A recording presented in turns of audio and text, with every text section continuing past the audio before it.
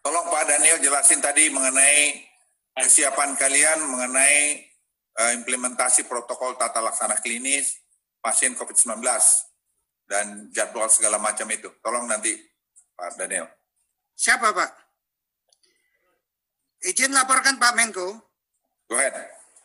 Hari ini sudah mulai dilakukan sosialisasi tentang protokol laksana klinis COVID yang disusun bersama antara Kementerian Kesehatan dengan 5 UP.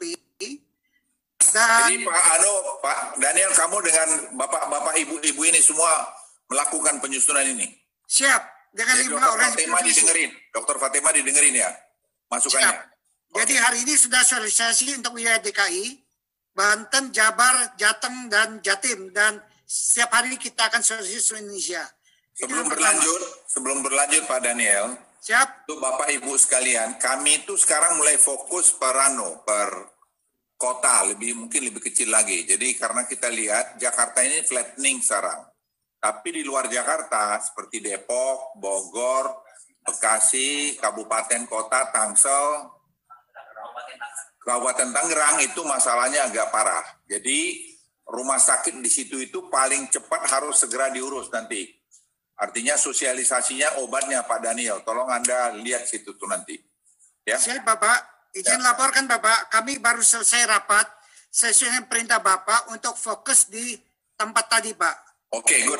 Berarti segala macam. Jadi kami sudah membentuk 5 sub task force yang hari ini konsolidasi besok. Oke, Paten, lanjut. Bapak. Paten, lanjut. Siap. Kemudian izin melaporkan juga bahwa saat ini kami sudah siap dengan OptiFlow Bapak. Dan besok langsung kami bawa ke lapangan termasuk permintaan ventilator. Tadi saya sudah koordinasi dengan Pak Doni, Kepala BNPB, terkait permintaan alat PCR dengan reagen. Remdesivir, izin laporkan bahwa hari Jumat yang lalu, izin edar Remdesivir sudah dikeluarkan oleh Kepala Badan POM. Dan pihak PMA yang ditunjuk telah sanggup melaksanakan impor Remdesivir dari India. Kapan datang dan berapa jumlahnya? Kemudian jumlahnya Bapak, itu kapan? Masih diusahakan oleh pihak PMA yang dari India tersebut Bapak. Ya, kita kapan? minta sebanyak sinyal yang bisa kita bawa. Kemudian izin laporkan juga terkait dengan kesiapan bahan baku oseltamivir Bapak. Malam ini sudah tiba dari India sebanyak 700.000 tablet bahan bakunya. Oke. Kemudian dalam 1 minggu ke depan akan datang 2 juta lagi yang dihasilkan oleh Indofarma Bapak. Good. Kemudian untuk bahan baku Favipiravir, Avigan, saat ini memang oleh anak usaha Kimia Farma sedang dilakukan suatu uji agar kita siap memproduksi dalam negeri Bapak. Oke. Jadi kalau gitu Dr. Daniel, siap. Kamu ke depan ini kita nggak ada masalah dengan Remdesivir ya? Siap, karena izin edar sudah ada Bapak. Hanya kami minta tidak perlu lagi acara seremonial macam-macam. Langsung dibelikan saja Bapak. Setuju. Siap Bapak. Ya. Siap. Lanjut. Itu terkait obat Bapak. Kemudian dengan alat. Jadi OptiFlow sudah siap. Apheresis sedang menunggu dari Jepang Bapak. Kapan? Oktober tiba Bapak. Tanggal berapa? Tanggal dulu pasti katakan untuk minggu pertama Oktober Bapak. Oke, langsung aja dari sekarang saran saya Pak Daniel, kamu anukan Daniel, kamu udah mulai rencanakan kemana-kemana aja dibagi. Siap, Bapak, dan saran saya kalau boleh dari sekarang kamu sudah mulai introduce training untuk itu. Siap, sehingga Bapak. Begitu barang itu datang, tinggal satu kali langsung bisa dimainkan. Siap Bapak, jelasan Bapak. Kemudian izin laporkan juga sesuai dengan arahan Pak tadi, sub task force tadi juga sudah memetakan titik seperti contoh Kota Bekasi dengan Tangerang Selatan, di mana bor saat ini di atas 80%.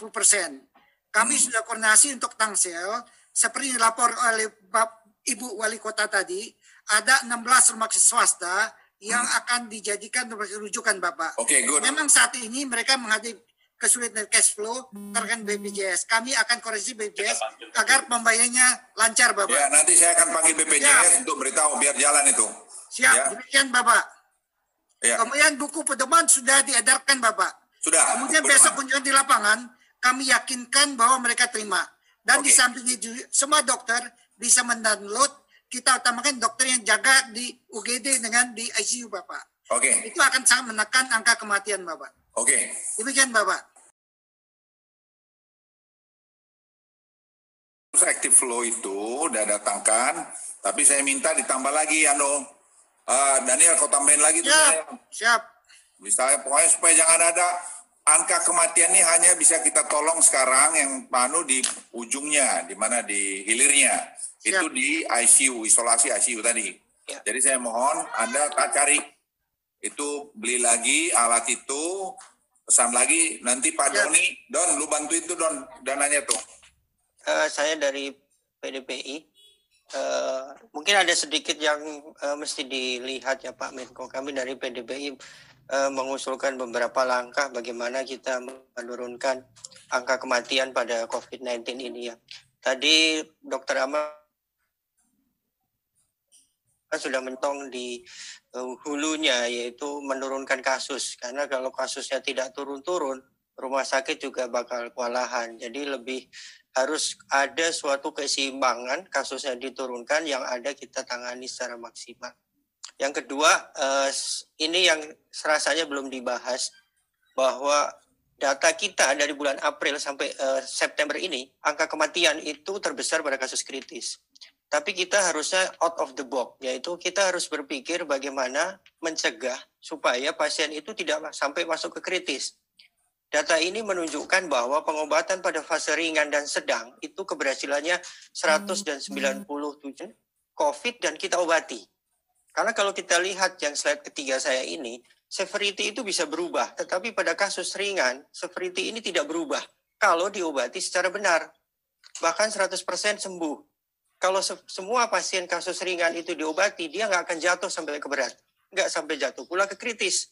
Oleh karena itu, upaya deteksi dini di masyarakat, upaya mencari kasus, kemudian diobati ketika seringan mungkin, itu cost-nya lebih murah. Dengan cost lebih murah, biayanya lebih murah, dan lebih cepat sembuh. Itu ya. Kemudian, ini memperbaiki sistem rujukan. Ternyata data hasil evaluasi PDPI, kita menemukan 10% kasus kematian itu di rumah sakit non-rujukan. Oleh karena itu, di rumah sakit rujukan ya, non-rujukan ya? Non-rujukan Pak Menko. Jadi ada 10% yang meninggal. Pak Daniel, itu kamu dengar itu 8-10% itu, jadi saya pikir non-rujukan ini di daerah-daerah yang kita anggap berbahaya tadi, tolong Anda perhatiin deh. Jadi, dan gini, nanti Daniel, ini kesempatan kita juga untuk mendorong ownership-nya itu dan rumah sakit pemerintah diperbaikin. Hanya itu Presiden kemarin saya ada bicara di Bogor, jadi stimulus itu juga kita manfaatkan sekaligus, dan saya udah beritahu sama Terawan, memperbaiki rumah sakit RSUD dengan dana stimulus. Jadi sambil memperbaiki kualitas kesehatan kita. Jadi jangan tadi stimulus itu hanya untuk makan doang. Ini juga tadi untuk fasilitas kesehatan juga akan bikin bagus. Jadi apa yang sampaikan Dr. Agus tadi, tolong Anda komunikasikan dengan baik, nanti beritahu sama saya angkanya berapa, nanti kita cari uangnya. Saya kira nggak ada masalah. Saya barusan teleponan dengan Bu Ani, Menteri Keuangan, nanti saya beritahu dia spesifik how much we're going to spend dan berapa rumah sakit yang Anda temukan seperti itu. Nanti Dr. Agus tolong kamu share juga sama Dr. Daniel mengenai itu, biar kita selesaikan secara cepat. Baik Pak, saya boleh lanjut sedikit lagi Pak? Lanjutin aja nggak apa-apa, saya intervensi daripada nanti kalau selesai ngomong aku udah lupa.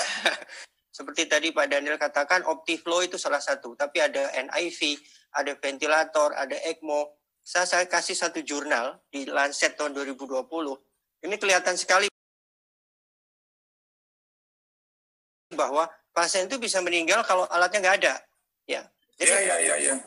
Alatnya. Sekarang saya tanya dulu Dr. Agus, di rumah sakit Persahabatan nih sekarang posisi alatnya kalian tuh gimana? Kalau di Persahabatan kita belum punya ECMO Pak. Kemudian ventilator ada, OptiFlow kita ada, NIV ada, ECMO kita belum punya. ECMO tuh yang penting itu yang ECMO itu seperti pengganti paru, Pak. Kalau seandainya parunya rusak, dia bisa Sekarang kalau diadakan lama nggak sih itu? Izin Pak Menko menjawab. Pak Menko, ECMO sudah jadi perhatian kita, sudah kita lakukan pemesanan, tetapi ketersediaan dalam kit tidak ada, Pak Menko. Sedang kita pesan dari luar. Tapi sudah ada di harapan kita, baru 1. Pak Negeri kau ini negeri. Kita punya 4 di harapan kita, ada 4 alat ECMO di situ. Ya, ada ECMO dulu kita pinjam bawa ke Stomo Surabaya 1. Ini saya jadi geli sedih. Masa negara sekaya sebesar kita ini aja ECMO itu cuma berapa biji itu? Nah, gitu Pak maksud saya, Pak. Daniel. Siap. Ini perintah kau beliin itu berapa cukup itu? Nanti saya yang tanggung jawab. Udah kita pesan, Bapak. Berapa kau pesan? Mereka baru berani kasih 5. 5. Ya. Kau pesan tuh 20-30, kau pesan 30. Ya, saya Bapak. berikan. Kami sedang berusaha untuk cari ke luar negeri juga, Bapak. Siap. Iya, pokoknya kau pesanin aja. Kalau kau perlu bantuan saya juga mau pesan dari mana? Di mana kau pesan itu? Siap, kami sudah pesan dari Amerika dan Jepang. Ya, Bapak. Kalau kita cermati Pak bahwa kasus setiap hari kan sekarang meningkat. Angka kesembuhan juga meningkat, Pak. Angka kesembuhan meningkat dan tambahan angka kematian setiap harinya berkurang sebetulnya. Jadi kalau saya melihat ini sesungguhnya bahwa pelayanan di rumah sakit dan juga dokter dan tim itu sudah menunjukkan suatu perbaikan. Dengan banyak angka kesembuhan dan pertambahan angka kematian itu dari hari ke hari makin menurun. Hanya saja yang menjadi masalah sekarang adalah jumlah kasus setiap hari yang terus naik. Ada teman-teman kami dari daerah menangis mengatakan lihat pasien tapi cuma bisa kasih vitamin karena obat-obat sering tidak tersedia. Oh, kalau ini sudah Bu Erlina, thank you very much Anda punya penjelasan. Saya jangan dibuat terharu. Jadi saya sedih karena kemarin saya udah marahin ini semua orang Menteri Kesehatan bahwa obat itu kunci, Bu. Jadi makanya obat, alat, training itu jadi kunci. Makanya saya udah bilang pokoknya beliin aja itu alat sehingga kita bisa menyelamatkan nyawa orang di ICU itu. Rumah sakit Persahabatan itu adalah pusat rujukan untuk COVID. Pasien kami banyak. Tapi ini mohon maaf ada Pak Daniel kebetulan nih dari Kemenkes. Kita tuh nggak pernah lupa dikasih PCR. Dulu pernah Daniel, lu dengerin tuh. Siap. Kang Erlina, kau ngomongnya baru sekarang. Udah sering ketemu, baru curhat sekarang. Iya, dia nggak berani bakal curhat. Mumpung depan gue dia berani. Awas lu kalau nggak urus itu ya. Ya nanti Bu Erlina, nanti saya minta. Kita 10 hari baru keluar hasil. Ya, saran saya gini loh, Bu. Ini mumpung Presiden perintahin itu supaya rumah sakit dibenahin. Karena ini rumah sakit Persahabatan ini kan satu kunci rumah sakit yang bagus. Bagaimana nanti saya usul pada Dr. Daniel, Siap. bikin program khusus juga tuh memperbaiki rumah sakit ini. Ya, silakan. Kami melaporkan, tadi siang dapat berita telepon dari Ibu Penny, Kepala BPOM, telah tiba di Bandara Cengkareng obat Remdesivir yang didatangkan oleh importir Amarox. Namun belum bisa diambil karena untuk biaya masuk mereka ini harus dibayarkan mengingat belum terdaftar di Satgas Bapak Menko. Malam ini diproses dan besok pagi akan diurus supaya kesempatan pertama besok Remdesivir sudah bisa keluar dari bandara. Demikian Pak Menko. Oke, tidak ada masalah. Tokok kepalanya kalau udah dikeluarin nanti tuh. Pokoknya keluar barangnya dulu nanti baru kita urus lagi urusan. Ini orang kemanusiaan kok, cepat emergency. Ya. Ini cuma ada obatnya itu Pak Doni, itu cuma ada 10.000 dan 4.000. Jadi kan tuh Pak udah parah. Nah, hanya saya minta Daniel, nanti kamu tuh mendistribusi obatnya itu supaya adil. Siap, Pak. Jadi sesuai dengan kategori Ringan, sedang, berat. Iya. Kerahan penyakit. Ya, Bu Erlina tadi jadi ringan, sedang, berat, kritikal. Ya. Jadi itu supaya betul-betul jangan ada orang yang meninggal gara-gara obat nggak ada. Siap. Ya, saya minta dalam 1 minggu ke depan harus jadi itu karena tadi Remdesivirnya udah datang. Sama tadi plasma konsalvalen itu Daniel, kalau boleh tolong kau cek lagi tuh alatnya tuh supaya dari Jepang bisa datang cepat tuh. Siap. Dan kalau sebelum tadi yang dibilang Bu Fatima benar, jangan nunggu alatnya datang baru kau training dari sekarang. Siap, sudah. Ya, termasuk tadi alat apalagi tadi ECMO, itu juga di training dari sekarang. Saya titip betul. Jadi the whole week kau latihan aja. Nanti bersama-sama dengan asosiasi semua. Ini Bapak Ibu kerjaan kita rame-rame loh ya. Iya Pak. Jangan ada rasa bahwa ini karena saya, enggak. Boleh Pak Menko menambahkan Dr. Sari tadi. Jadi mumpung ini buku baru didistribusikan, saya kira kami dari 5 organisasi profesi ingin membantu Kemenkes untuk sosialisasi ini dengan membuat modul generik yang kemudian modul itu atau bisa berupa PowerPoint dan lain-lain bisa dipakai oleh semua daerah untuk melakukan training ke secara merata. Kita yang bantu buatkan. Ibu buat tuh, Bu Erlina dibuat. Betul, saya akan buatkan bersama Dr. Sali, Dr. Aman, Dr. Agus, Prof. Sari. Jadi kita punya satu paket pelatihan modul generik yang sama rata disebarkan ke seluruh Indonesia dan semua dokter yang namanya dokter itu bisa memberikan pelatihan kepada siapapun berdasarkan modul generik. Wow. Terima kasih Dr. Lina. Ya, yang mulai besok kayaknya. Jalan. Ya, sudah betul, sudah jalan tadi Pak. Ya. Terima kasih Pak Abdi tadi. Saya senang lihat mukanya Bapak Ibu semua pada gembira nih. Gembira Pak, harusnya dari bulan Maret kita begini. Iya, betul. Boleh satu lagi Pak Menko. Menko kemana nih Maret nggak ada.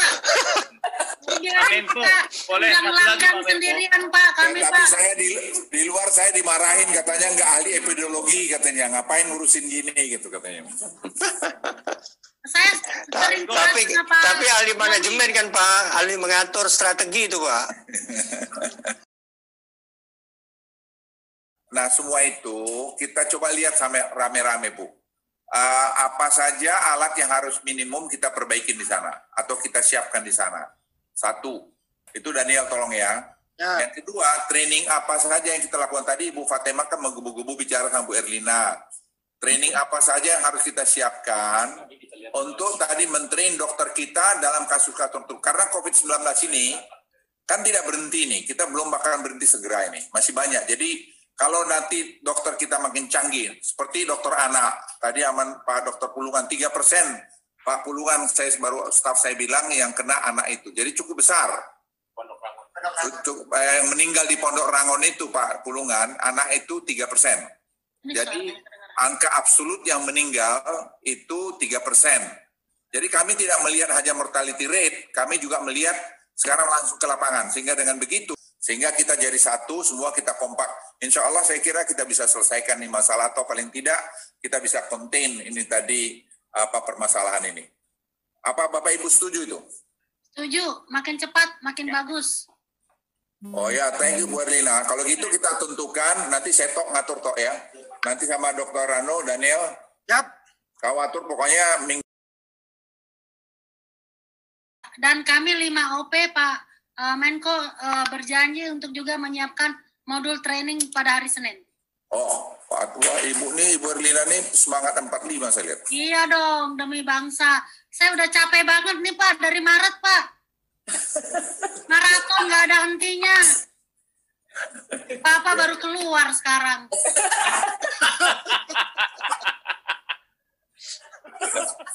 Tapi telepon saya Bu, Menko, Bu Erlina kami telepon ini merasa kayak dikacangin aja Pak selama ini Pak, betul. Jadi Tapi 3 bulan ini kita harus kompak banget karena 3 bulan ini sangat menentukan. This is our Betul, moment. betul Bu Fatima. This is our moment. Ya. Jadi nanti kita semua, saya mau bikin pertemuan kita ini selama awal ini mungkin sekali 3 hari dulu. Nanti kalau sudah makin bagus kita jarangin. Supaya kita kompak dulu semua. Jadi masalah-masalah kita itu bisa selesai semua. Ibu setuju semua ya Bapak-bapak? Setuju.